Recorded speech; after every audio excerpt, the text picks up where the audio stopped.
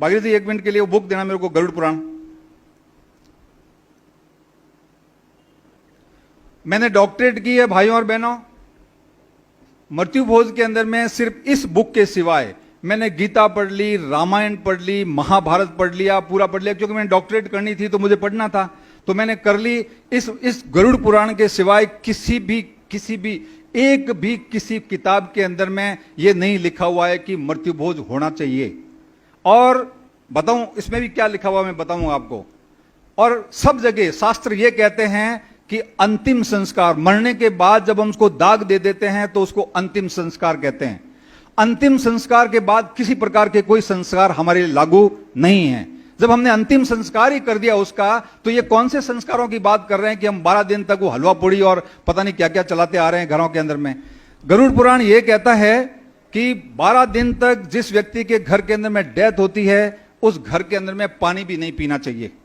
गरुड़ पुराण कहता है उस घर के अंदर में पानी भी नहीं पीना चाहिए।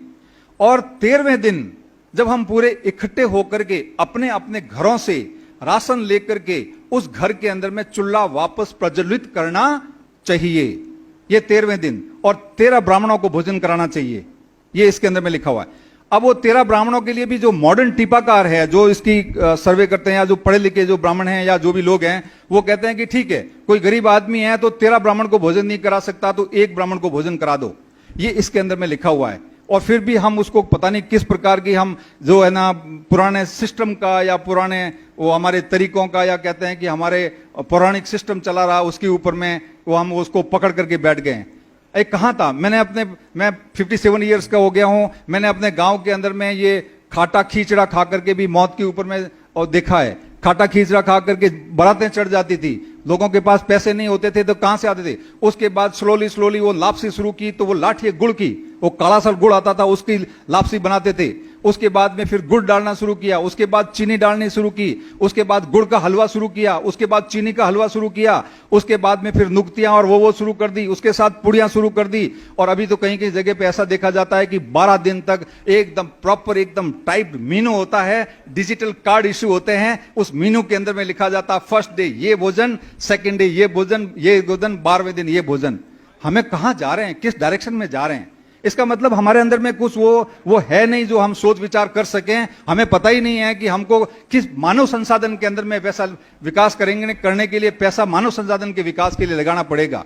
यदि मानव संसाधन में नहीं लगाओगे तो हमारा कोई कल्याण होने वाला नहीं है।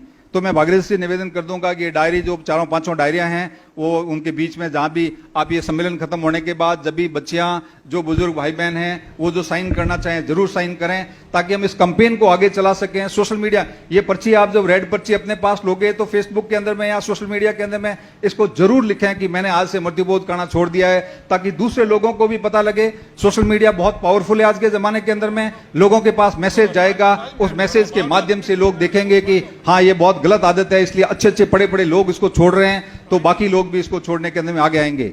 भाइयों और बहनों, मैंने आपका ज्यादा समय ले लिया। मैं साहब को, जागड़ साहब को और आप सभी को बहुत बहुत धन्यवाद देना चाहूंगा कि मुझे इतने लंबे तक आप लोग बैठ करके सुना और मुझे यहां बुलाया, बहुत सम्मान दिया। बहुत बहुत धन्यवाद, मेहरबानी, शुक्रिया। बहुत बहुत धन्यवाद सारण साहब। मैंने कार्यक्रम के शुरुआत में एक बात कही थी कि ये महज